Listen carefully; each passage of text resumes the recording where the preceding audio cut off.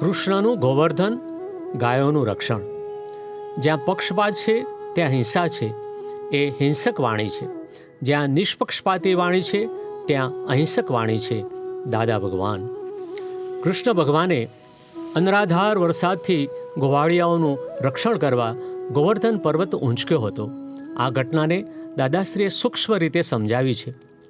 દાદા સમજાવે છે, કૃષ્ણ ભગવાનના કાળમાં હિંસા બહુ વધી ગઈ હતી. તે કૃષ્ણ ભગવાને શું કર્યું? ગોવર્ધન પર્વત એક આંગળીથી ઝાલ્યો. ગોવર્ધન પર્વત આંગળી પર ઝાલ્યો એ શબ્દ સ્થૂળમાં રહ્યો.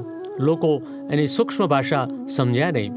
ગોવર્ધન એટલે ગાયોનું વર્ધન, વિકાસ કેમ થાય તેનું ઠેર ઠેર પ્રયોજન કર્યું અને ગોરક્ષાનું પ્રયોજન કર્યું. વર્ધનનું અને રક્ષાનું બંને પ્રયોજન કર્યું. કારણ કે હિન્દુસ્તાનના લોકોનું મુખ્ય જીવન જ આની પર છે. એટલે જ્યારે બહુ જ હિંસા વધી જાય ત્યારે બીજું બધું છોડી દઈને પહેલું આ સાચવો. જે જાનવરો હિંસક છે તે તો પોતાનું રક્ષણ જાતે કરે છે. એને માટે તમારે કશું કરવાની જરૂર નથી. એને કોઈ મારતા નથી અને ખાતા પણ નથી.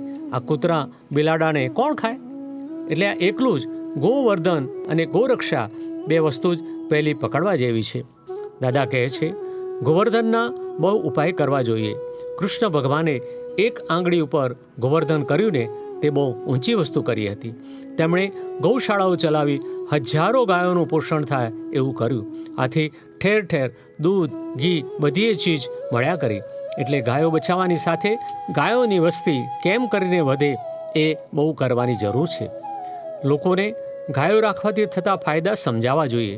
ગાયોના ઘી, દૂધના કેટલા ફાયદા છે તે સમજાવી દરેક ગામોમાં ગાયો પાળવાનો રિવાજ કરવામાં આવે તો ગાયો બધી બહુ વધી જાય. પહેલાં બધે ગૌશાળા રાખતા હતા ને હજાર હજાર ગાયો રાખતા હતા. એટલે ગાયો વધારવાની જરૂર છે. એટલે ગોવર્ધન અને ગોરક્ષા આ બે કૃષ્ણ ભગવાને વધારે પકડ્યું હતું. એટલે તો ગોપાલન કરનારા ગોપ અને ગોપી કહેવાયા. દાદા કહે છે, હિંસક ભાવ તો ના જ હોવો જોઈએ ને. માણસને અહિંસક ભાવ તો હોવો જ જોઈએ ને. અહિંસા માટે જીવન ખર્ચી નાખવું એનું નામ અહિંસક ભાવ કહેવાય.